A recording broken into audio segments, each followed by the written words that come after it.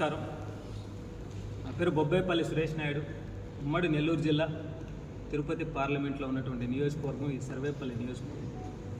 అయితే తోటపల్లి గూడూరు మండలానికి ఒక పోలీస్ స్టేషన్ పని మీద వెళ్ళే సమయంలో సోషల్ మీడియాలో వాట్సాప్లో వచ్చినటువంటి ఘటన చూసిన తర్వాత మా బావగారికి ఫోన్ చేసి ఏంది ఆత్మకూరులో గొడవ ఏంటని ఇట్లాంటి సంగతి అనే విషయం తెలిసిన తర్వాత హుటాహుటిన పరిగెత్తాం.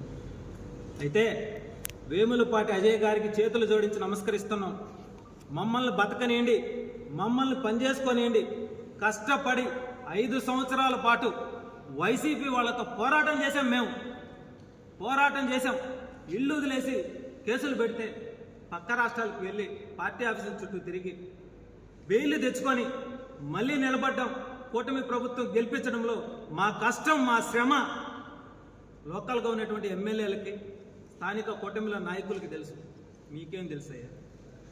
అన్యాయంగా అక్రమంగా కష్టపడ్డ వారిని సాధకుల మీద దాడి చేసేదానికి రౌడీ ముక్కని తీసుకొచ్చారంటే ఈ జిల్లాలో జనసేన పార్టీని మీరు ఏం చేయాలనుకో ఉండరు.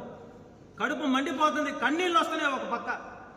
మా అధ్యక్షులు ఈ 2 సంవత్సరాల్లో ఆయన తీసుకున్న శాఖకి న్యాయం చేస్తూ ప్రజల్లో ఆయన పైన వస్తున్నటువంటి అభిమానాన్ని మేమందరం కూడా ఈ సభ్యతాల రూపంలో మాకు తోచిన విధంగా అన్ని నియోజకవర్గాలు వస్తూ ఉంటే పార్టీ మా అధినేత పవన్ కళ్యాణ్ గారు మమ్మల్ని అందరం కూడా గుర్తించి ఎన్నికలకు ముందు కూడా కొంతమందికి సమన్వయకర్తలుగా, ఇన్ఛార్జీలుగా ఉండే వాళ్ళకి ఇన్ఛార్జీలుగా కొనసాగించేదానికి ఆయన ఒక లెటర్ కూడా విడుదల చేయడం జరిగింది.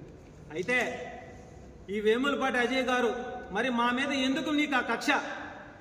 మమ్మల్ని తొక్కేసి ఏం చేయాలనుకో ఉండరు, ఏం చేయాలనుకో ఉండరు ఈ పార్టీని.